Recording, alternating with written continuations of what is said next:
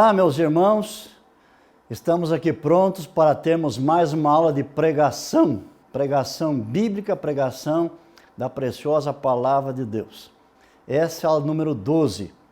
Você lembra que na última aula estudamos sobre as pessoas, os ouvintes, como eles funcionam moral e espiritualmente, a natureza humana como ela é. Nós vamos dar sequência a esse pensamento e hoje vamos examinar os diferentes tipos de ouvintes que estão frequentemente ali assentados, ouvindo o pregador. Começamos dizendo que a condição espiritual básica do homem tem sido a mesma desde a queda de nossos pais no Éden. Continuamos possuindo uma natureza espiritual enfraquecida pelo pecado e nossa maior necessidade tem sido a de um Salvador, que nos liberte da culpa dos pecados anteriormente cometidos e de sua consequente condenação, que cause em nós uma profunda transformação espiritual, que nos capacite a viver no presente uma vida vitoriosa e que nos assegure uma eternidade de bem-aventurança. Contudo, além disso, nossos ouvintes também possuem outras necessidades que afetam sua vida espiritual e que podem ser supridas pela pregação. Quando as pessoas se reúnem para ouvir a exposição das Escrituras, quase sempre formam um grupo bastante heterogêneo, de modo que as preocupações e dificuldades de uns não são exatamente as mesmas de outros.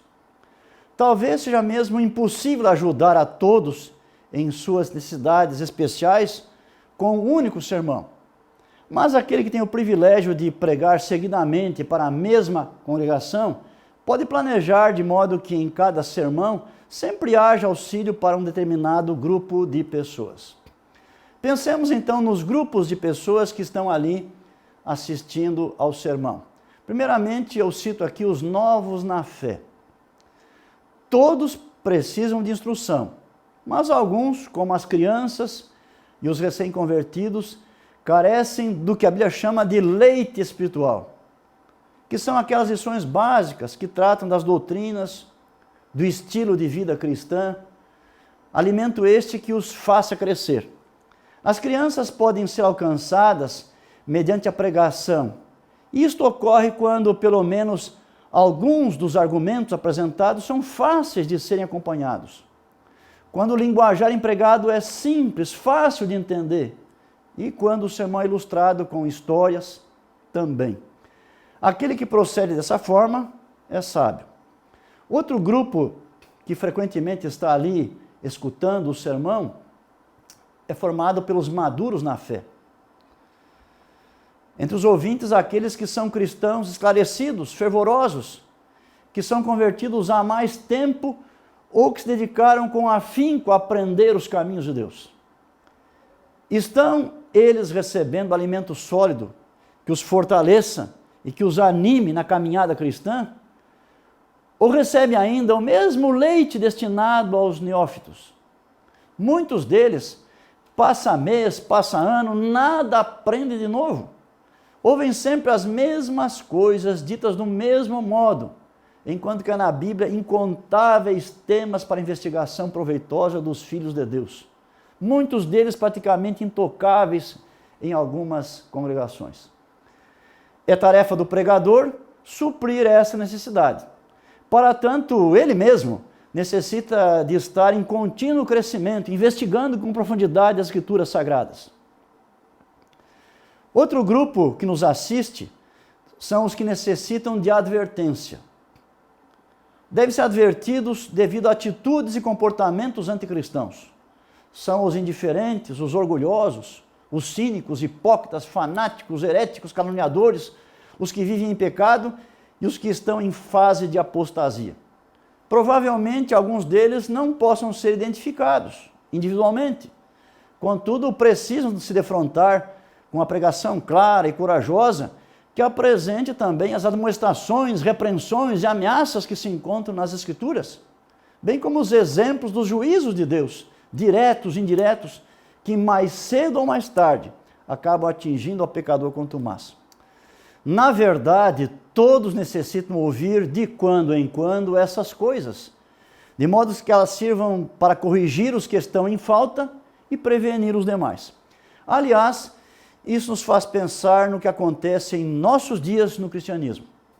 Ouvimos e lemos abundantemente sobre o amor de Deus, sua misericórdia, graça, bondade, compaixão, mas quase nada sobre sua justiça, sua ira e os consequentes juízos e tormentos que incidirão sobre os impenitentes.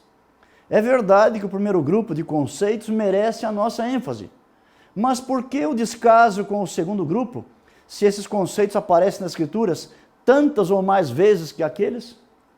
Embora a própria cultura global de hoje enfatize uma liberdade desmedida e condene veementemente tudo que pareça ameaçá-la, tal pregação sempre teve e terá o seu lugar, servindo como instrumento de Deus para sacudir e despertar alguns, de modo que levem a sério as coisas de Deus e se volvam para Ele com o coração inteiro. É significativo que alguns dos mais belos textos da Bíblia, que tratam do amor de Deus, também mostram as drásticas consequências que incidirão sobre aqueles que o rejeitam. Eu posso citar Isaías 1, versos 18 a 20, também João no capítulo 3, você pode ler o verso 16 sobre o amor e o último verso sobre a ira, Romanos 2, 4 a 11 e assim por diante. É tarefa da pregação apontar o perigo e também o meio de escape. Um outro grupo que frequentemente está na igreja são aqueles que necessitam de conforto. Eles se sentem frustrados no casamento, são os viúvos, os enlutados, os envelhecidos que veem a morte se aproximar, os desempregados, aqueles que se sentem inferiorizados, os doentes, os que se encontram sobrecarregados de aflições, os derrotados, desanimados, os solitários, os que vivem na pobreza, os que são alvo de injustiça, os que lutam contra as forças hereditárias tremendas, os que enfrentam a oposição de outros por causa de sua fé e os que foram abandonados pela família. Precisamos de mais sermões de conforto, sermões que destaquem a compaixão de Deus, seu interesse em nós, suas promessas, seu poder para ajudar e salvar.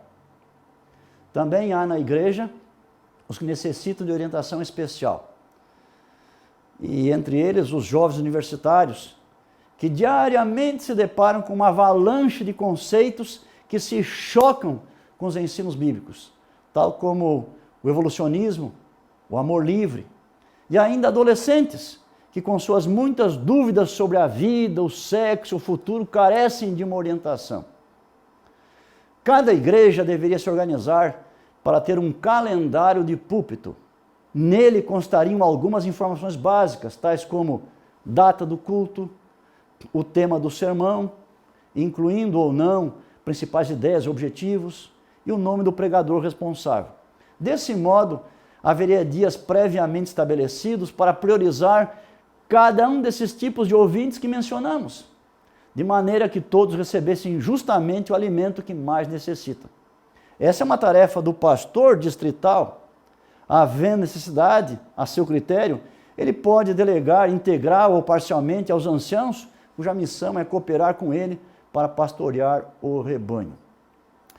Então agora você sabe que quando for pregar em qualquer lugar, provavelmente terá alguns desses grupos ali escutando você e sabe como você pode abençoá-los também. Você vai ainda aprender hoje como apresentar um sermão. Depois que escolheu o que vai falar e preparou devidamente sua mensagem, falta apenas expô-la aos ouvintes. Para executar essa tarefa, você tem algumas opções. Pode ler o sermão, pode apresentá-lo sem usar qualquer anotação, ou ainda proferi-lo tendo consigo apenas um esboço. Vamos pensar nessas três opções. Primeiramente, o sermão lido. Nesse caso, o sermão é totalmente escrito e então lido diante do auditório. Algumas partes, é verdade, são memorizadas. E mesmo quando o orador olha para os ouvintes, ele se restringe a pronunciar exatamente o que está escrito e que ele memorizou. Algumas vantagens de se fazer assim: a harmonia no conteúdo e na forma, a polimento, a escolha de palavras certas que produzem um efeito certo e o fato de o orador saber com maior exatidão o tempo de duração de sua fala. Uma leitura assim pode ter um bom resultado quando o auditório é formado por pessoas com educação de nível superior. Há algumas desvantagens, porém. A maior parte das pessoas não consegue se interessar e prestar atenção à leitura longa. Nesse caso também a gesticulação se torna difícil e o contato visual com os ouvintes é muito pouco. Coisas essas que influenciam no interesse da audiência. Além disso, como o pregador fica preso ao papel, pode ser tentado a não atender à voz do Espírito Santo se este lhe comunicar algo novo, que ele não havia anotado. Também se pode apresentar um sermão sem anotações. Nesse caso, o orador tem um completo domínio do tema. Esse sermão pode ter sido muito bem preparado e até totalmente escrito, mas nenhuma anotação é ocupada na hora da apresentação. As divisões são bastante lógicas e claras na mente do pregador ou no próprio texto bíblico que ele está utilizando.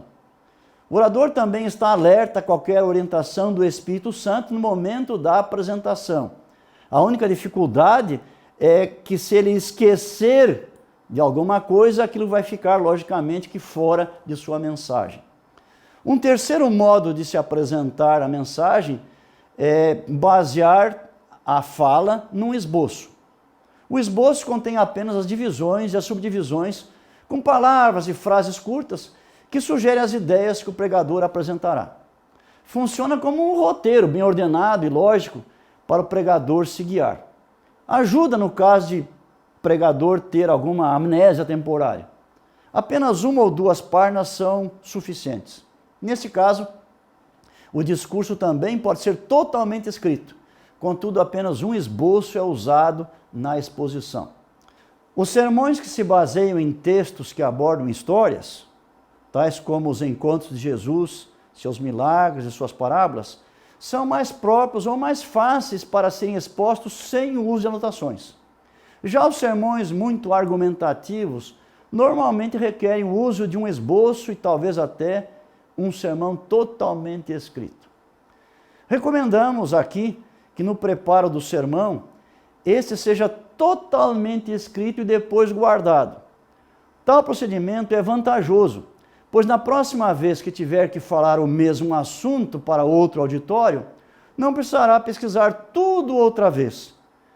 Economizará tempo e o sermão só poderá ser melhorado, sem deixar de fora nenhum bom argumento já utilizado. O ideal na apresentação é que o orador tenha tal domínio do tema que não precise usar qualquer coisa a não ser a Bíblia. Contudo, é bom que tenha consigo, dentro da Bíblia, um esboço, pois se houver um esquecimento momentâneo, ele não vai se atrapalhar. Bastará uma olhada rápida para que saiba o que falar na sequência. Nessa aula aprendemos sobre os diferentes tipos de ouvintes que estão assistindo à nossa pregação e também como podemos abençoá-los. E vimos também as maneiras de expormos a palavra de Deus. Muito obrigado por sua presença. Conto com você na nossa próxima aula, que será a última também dessa série de estudos. Deus o abençoe.